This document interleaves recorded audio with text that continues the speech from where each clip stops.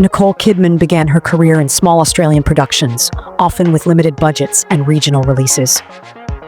Her breakthrough came in 1989 with Dead Calm, which led to her Hollywood debut in Days of Thunder, 1990. During this decade, her earnings were modest, mostly in line with industry standards for emerging Australian actors. By 1990, she had become a promising international talent on the rise. Over 4 decades, Nicole Kidman has evolved into one of the most versatile and powerful actresses in Hollywood. From Australian indie films to billion-dollar blockbusters, her journey is a masterclass in reinvention, risk-taking, and raw talent. The 1990s catapulted Nicole into international stardom.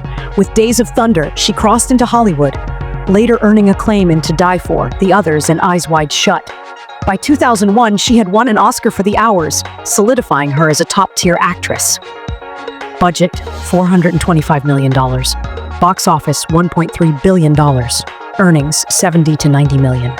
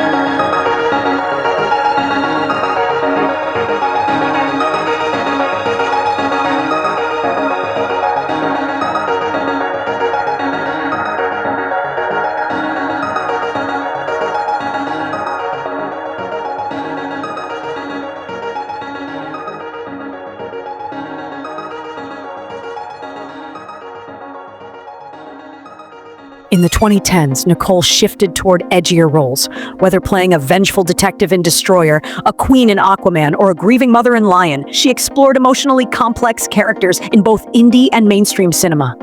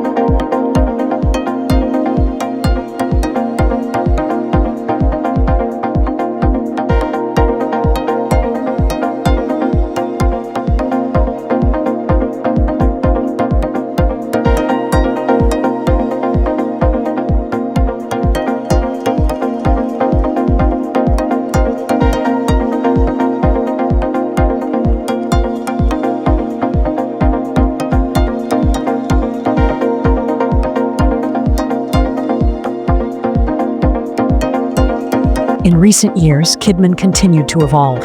She earned another Oscar nod for being the Ricardos, explored new terrain with Amazon's Expats, and returned to blockbuster territory in Aquaman and the Lost Kingdom. At 58, her star burns brighter than ever.